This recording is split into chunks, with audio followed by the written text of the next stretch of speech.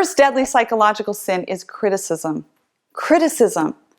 I don't know if you've borne the brunt of being raised in a critical home, but human beings are by nature negatively focused and problem focused. In fact, research has shown that 75% of the interactions between teachers in elementary school and their students is negative.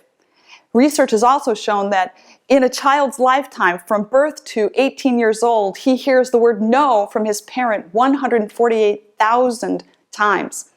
Bottom line of all this is that positive interaction, and particularly affirmation versus criticism, is a learned skill. It's something we have to do proactively and intentionally, or we will revert back to our critical patterns.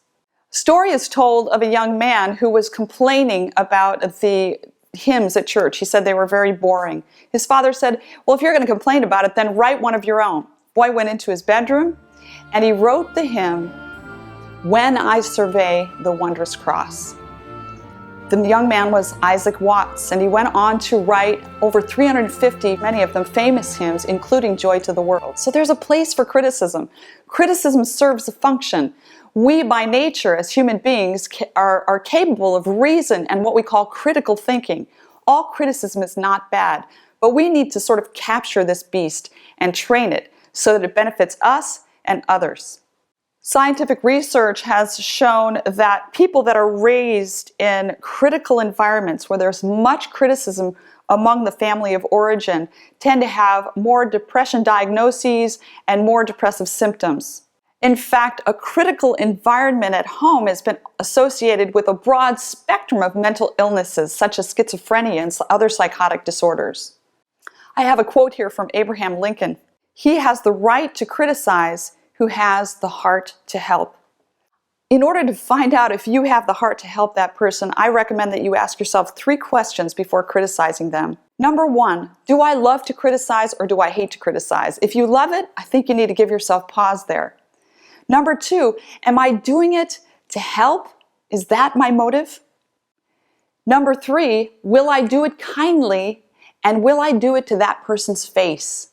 Beware of cyber criticism. Cyber criticism can easily turn into a form of cyberbullying. It's really best when you're addressing sensitive topics to talk to that person eyeball to eyeball, so to speak. The replacement for criticism, I'm sure you're dying to know, very simple. It's affirmation. Learn to affirm people. This does not come naturally to us.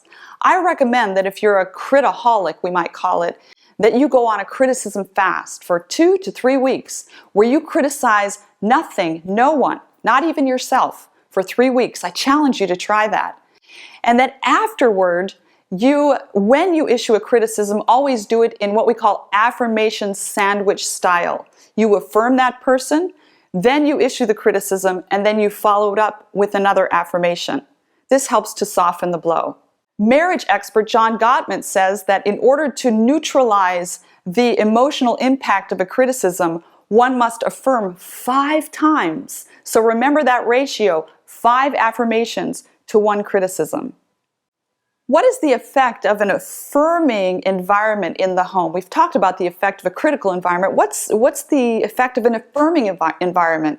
Some research has shown that there's a positive correlation between fatherly affirmation and high self-esteem in girls. There's a negative correlation between fatherly affirmation and fear of intimacy. So in other words, if fathers affirm their daughters, they're likely to feel good about themselves and they're likely to be able to develop healthy relationships. Sounds like a good thing to do.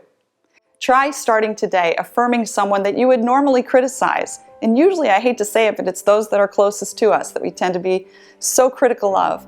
But try turning that around and intentionally, proactively affirming that person. They won't know what happened.